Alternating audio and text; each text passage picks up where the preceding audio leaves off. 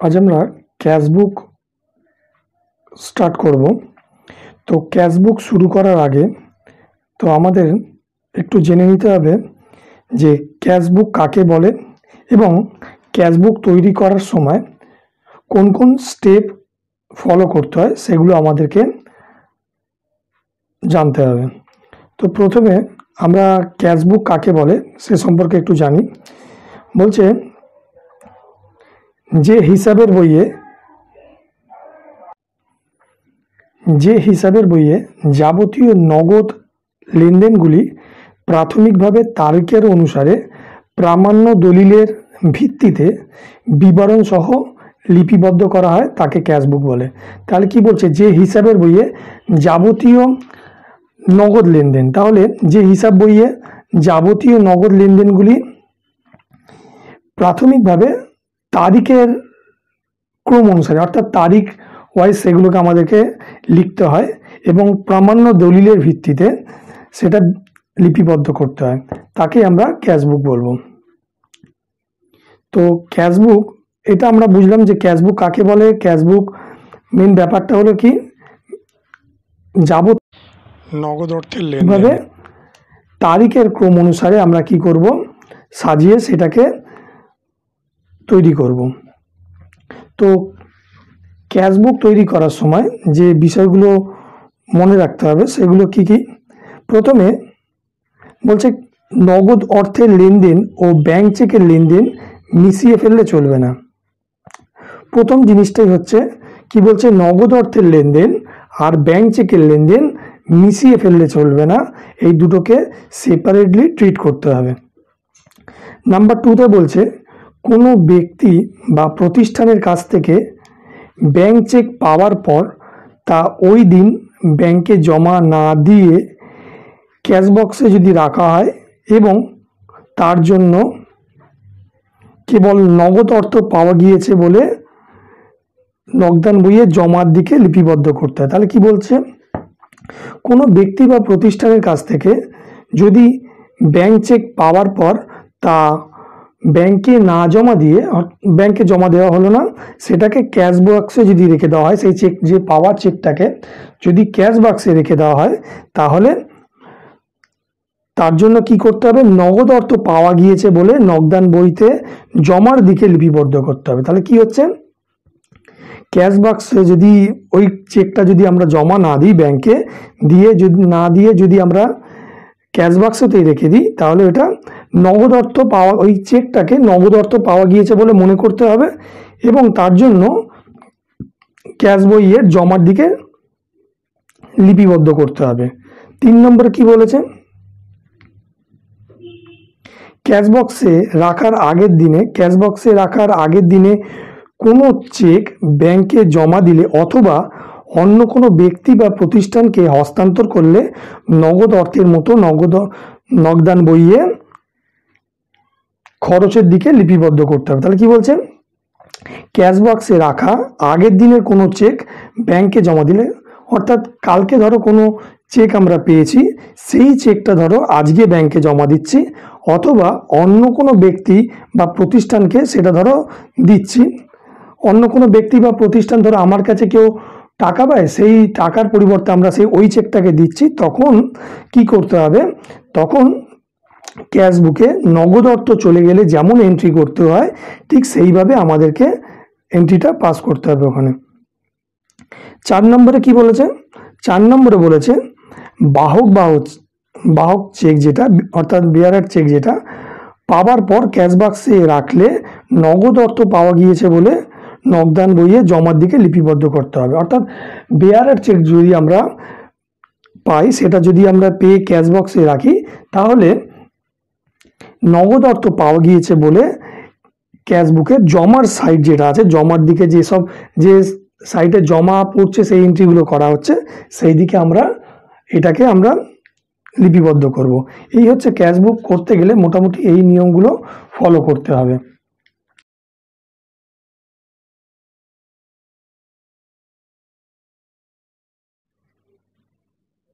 তো ডেবিটের সাইডে আমরা কি লিখছি, ডেবিটের সাইডে জমা যেগুলো হবে নগদ জমা যেগুলো হবে সেই সমস্ত নগদ জমাগুলো আমরা ডেবিট সাইডে 2 বলে লিখব এবং ক্রেডিট সাইডে নগদ যে সমস্ত খরচগুলো আছে সেগুলোকে আমরা বাই বলে লিখব। তাহলে ডেবিট সাইডে আমরা কি লিখব? যত নগদ জমা হবে সেই নগদ জমাগুলো আমরা 2 বলে ডেবিট সাইডে লিখব এবং ক্রেডিট সাইডে যত নগদ খরচ হবে সেই নগদ খরচগুলো আমরা লিখব বাই বলে। এবার কি লেখা আছে? ডেট, যে ডেটে আমরা ওই ট্রানজ্যাকশানটা করেছি ডেটগুলো আমরা সিরিয়াল ওয়াইজ, আমরা প্রতিটা entry serial wise date wise করব আমরা, ঠিক আছে? তো আমরা যখন একটা প্রবলেম সলভ করব তখন দেখলে তোমরা বুঝতে পারবে। এরপরে এই পার্টিকুলার্সের ব্যাপারটা আমি বলে দিলাম যে 2 বলে এখানটা তৈরি করতে হবে। এবার আসি ভাউচার নাম্বার। ভাউচার নাম্বারের ক্ষেত্রে কি হবে যে দেখো প্রতিটা ক্যাশ ট্রানজ্যাকশানের জন্য একটা প্রামাণ্য দলিল থাকা প্রয়োজন, প্রতিটা ক্যাশ ট্রানজ্যাকশানের জন্য, ঠিক আছে? সেটা যদি কাউকে টাকা দেওয়া হয় বা কারোর কাছ থেকে টাকা পাওয়া হয়, ঠিক আছে, যেমন ক্যাশ মেমো, ক্যাশ রিসিপ্ট, যদি কারোর কাছে থেকে ক্যাশ নিয়ে কাউকে ক্যাশ দেওয়া হয়েছে বা কারোর কাছ থেকে ক্যাশ এসেছে, এরকম ক্ষেত্রে একটা ক্যাশ মেমো বা ক্যাশ রিসিপ্ট আমাদের থাকতেই হবে, ঠিক আছে? তো এই সবের ক্ষেত্রে কি করতে হবে? তার একটা সিরিয়াল নাম্বার থাকে, প্রতিটা ক্যাশ মেমো বা ক্যাশ রিসিপ্টের একটা সিরিয়াল নাম্বার থাকে, সেই সিরিয়াল নাম্বারগুলো আমরা এই ভাউচার নাম্বারে লিখব। এবং কিছু কিছু ক্ষেত্রে দেখা গিয়েছে যেমন রিক্সা ভাড়া, ডাক টিকিটের ব্যয়, এই সমস্ত খরচগুলো এটা কি হয়, এটা একটা দায়িত্বশীল কর্মচারী দ্বারা প্রস্তুত হয়, ঠিক আছে? তাই সেটার জন্য সেই সব সময়গুলো এতটা প্রয়োজন হয় না। যেমন রিক্সা ভাড়া, ডাক টিকিট বা অন্যান্য খরচ, সাধারণ যে সমস্ত খরচগুলো প্রতিদিন হয় সেই সবের জন্য অতটা প্রয়োজন হয় না। কিন্তু ধরো কোনো রকম ক্যাশ ট্রানজ্যাকশান হলো, কারুর কাছ থেকে ক্যাশ এসেছে বা কারুর কাছে ক্যাশ গিয়েছে, ঠিক আছে, সেই সমস্ত ক্ষেত্রে ক্যাশ মেমো বা ক্যাশ রিসিপ্টের নাম্বারগুলো লাগবে। তারপরে রয়েছে লেজার ফোলিও, যেমন লেজার ফোলিও আমরা আগে করতাম ঠিক একইভাবেই এখানটা লেজার ফোলিও হবে। তারপরে হচ্ছে অ্যামাউন্টের কলাম রয়েছে, সেখানটা যে পরিমাণ অ্যামাউন্ট দিয়ে ট্রানজ্যাকশানটা হয়েছে সেই অ্যামাউন্টটা আমরা এখানে লিখব।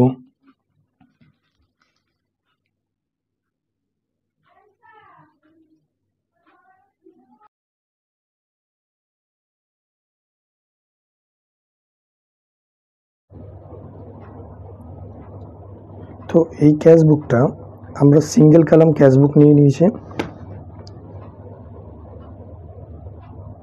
তো সিঙ্গেল কলাম ক্যাশবুক কিভাবে করব সেটা আমরা দেখব। আমরা ছক সম্পর্কে মোটামুটি আমাদের আইডিয়া চলে এসেছে। এবার আমরা একটা প্রবলেম সলভের মাধ্যমে সিঙ্গেল কলাম ক্যাশবুকটা একটু বুঝব। তো প্রথমে বলেছে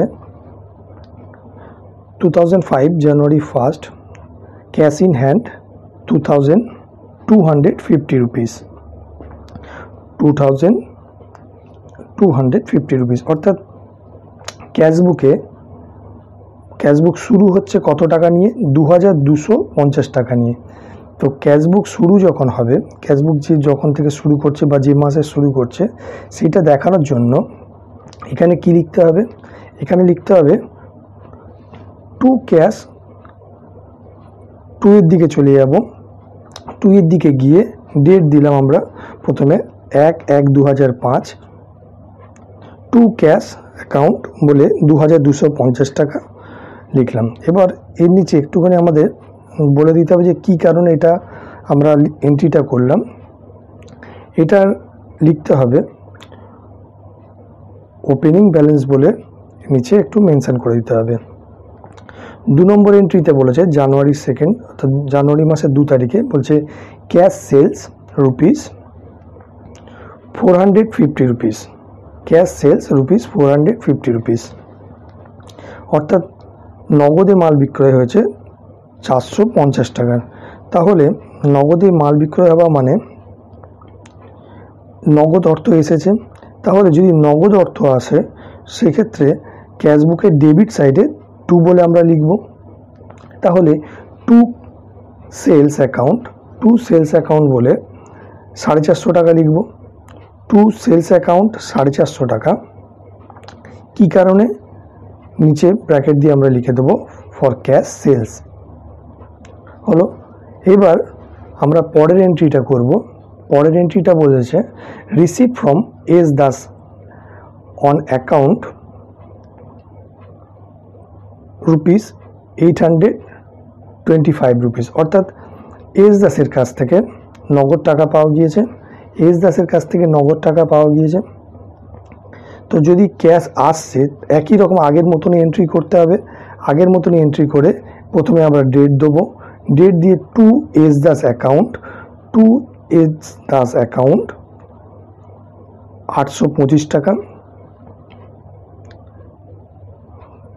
টু এস দাস অ্যাকাউন্ট 825 টাকা বলে নিচে লিখতে হবে রিসিভ ফ্রম এস দাস বা ক্যাশ রিসিভড, এই কথাটা লিখতে হবে আমাদেরকে। তারপরের এন্ট্রিটা হচ্ছে paid R Roy on account for purchase, paid R Roy on account for purchase rupees 480 rupees, অর্থাৎ আর রয়কে পারচেজের কারণে আর রয়ের কাছ থেকে কোনো কিছু কেনা হয়েছে, সেই কারণে আর রয়কে পেমেন্ট করতে হয়েছে 480 টাকা। তাহলে যদি আমাদের ক্যাশ যখন আসছিল যদি আমাদের ডেবিট সাইডে হচ্ছিল, তাহলে ক্যাশ যদি চলে যায়, পেমেন্ট করেছে মানে ক্যাশ চলে যাচ্ছে, তাহলে সেক্ষেত্রে আমাদের কোন দিকে করতে হবে এন্ট্রি? তাহলে আমাদের এই ক্রেডিট সাইডে এন্ট্রি করতে হবে। আর ক্রেডিট সাইডে এন্ট্রি শুরু করতে গেলে আমাদের বাই বলে এন্ট্রিটা শুরু করতে হবে। তাহলে প্রথমে আমরা ডেট দিলাম 10/1/2005, বাই আর রয় 480 টাকা, বাই আর রয় 480 টাকা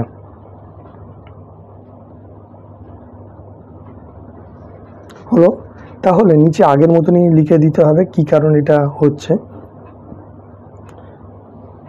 ক্যাশ পেইড লিখতে হবে, cash paid for purchase, cash paid for purchase হলো। এরপরে পরের এন্ট্রিটা আমরা দেখব। পরের এন্ট্রিটা বলেছে 14 জানুয়ারি রিসিভড ইন্টারেস্ট রুপিস 175, অর্থাৎ 14 তারিখে কী বলেছে? ইন্টারেস্ট পেয়েছে 175 টাকা। যদি ইন্টারেস্ট পেয়ে থাকে তাহলে যদি নগদ অর্থ আসছে সেই আগের মতো এন্ট্রি করতে হবে আমাদের। তাহলে কত টাকা এন্ট্রি করতে হবে? 175 টাকা। তাহলে এখানে ফের আমরা ডেবিট সাইডে চলে আসবো। ডেবিট সাইডে কি লিখব? 14 তারিখে to interest account 175, to interest account বলে 175 লিখব এবং তার নিচে কি লিখব? Interest received, interest received. এরপরে কি আছে? জানুয়ারি 16 ক্যাশ সেলস 950 রুপিস, অর্থাৎ 16 জানুয়ারি কি হয়েছে? নগদে মাল বিক্রয় করা হয়েছে 950 টাকা। তাহলে আগের মতনই এন্ট্রিটা করব। ডেট বসাবো এবং ডেট বসিয়ে আমরা লিখব টু সেলস অ্যাকাউন্ট এবং নিচে ব্র্যাকেট দিয়ে লিখব ক্যাশ সেলস।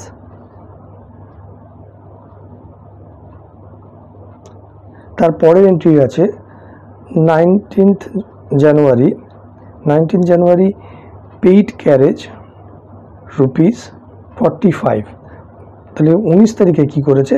ক্যারেজটা পেমেন্ট করেছে 45 টাকা। তাহলে যদি পেমেন্ট করছে তাহলে ফের আমরা বাই ক্রেডিট সাইডে চলে যাব, বাই ক্যারেজ অ্যাকাউন্ট বলে 45 টাকা, আর ব্র্যাকেটে লিখে দিতে হবে ক্যাশ পেইড ফর ক্যারেজ হলো। তারপরের এন্ট্রিটা কি বলেছে? 19 জানুয়ারি পেইড ওয়েজেস রুপিস 350 রুপিস, তাহলে ওয়েজেস পেমেন্ট করা হয়েছে। কত টাকার ওয়েজেস পেমেন্ট করা হয়েছে? 350 টাকা। তাহলে 350 টাকা তাহলে আমরা কীভাবে লিখব? বাই ওয়েজেস অ্যাকাউন্ট, আগের মতন যেমনই আমরা করছিলাম একইভাবে ওয়েজেস পেইড লিখব, by wages account 350, by wages account 350 টাকা। নিচে লিখে দেবো cash paid for wages, cash paid for wages. পরের এন্ট্রিটা কি বলেছে, 20 জানুয়ারি পেইড রেন্ট 150 রুপিস। তাহলে রেন্ট পেমেন্ট করা হয়েছে, পেমেন্ট করা হলে সেই একই রকমভাবেই বাইর দিকে চলে আসছি আমরা। By rent account 150 rupees, by rent account 150 rupees. নিচে কি লিখতে হবে, cash paid for rent, cash paid for rent.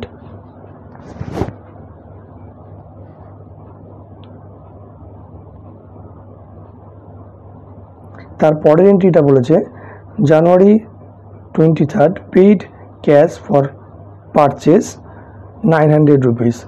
তাহলে 23 তারিখে কি করেছে, ক্যাশ পেমেন্ট করা হয়েছে, কি কারণে,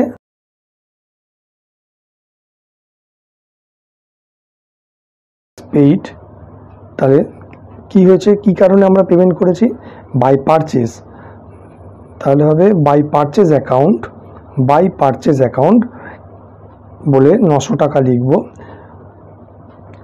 বাই পারচেস অ্যাকাউন্ট 900 টাকা বলে নিচে লিখব cash paid for purchase, cash paid for purchase.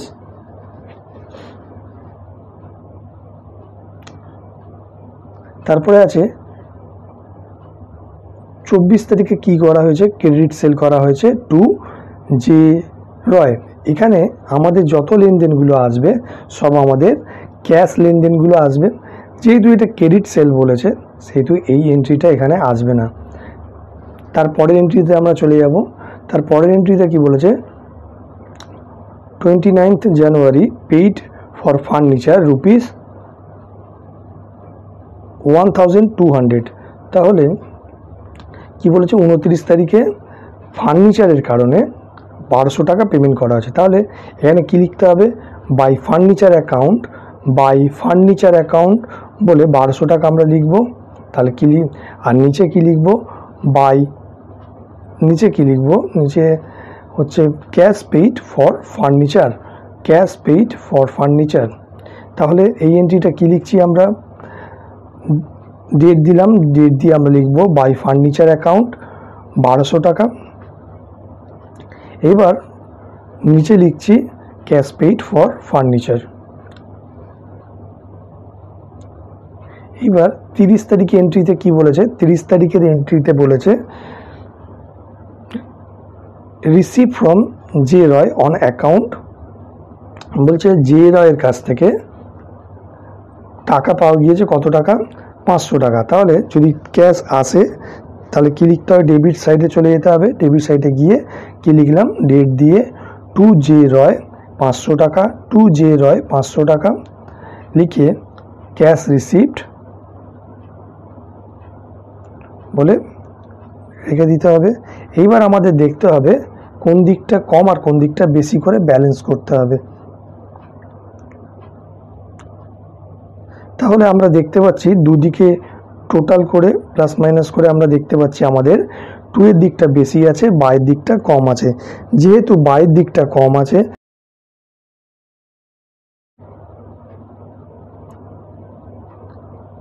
তাহলে মোটামুটি আমাদের কি করতে হবে, এই মাসের লাস্ট তারিখের ডেটটা আমাদেরকে লিখতে হবে। এই মাসের লাস্ট তারিখের ডেটটা হলো ধরো 31/1/2005, 31/1/2005 লিখে আমরা লিখব যে ব্যালেন্সের যে অ্যামাউন্টটা সেই অ্যামাউন্টটাকে লিখতে হবে। কিভাবে লিখতে হবে, বাই ব্যালেন্স সিডি 2025 টাকা, বাই ব্যালেন্স সিডি 2025 টাকা। এবং পরের মাসের 1ম তারিখে অর্থাৎ 1/2/2005 ওই একই ব্যালেন্সিং অ্যামাউন্ট 2025 টাকা টু ব্যালেন্স বিডি বলে লিখতে হবে।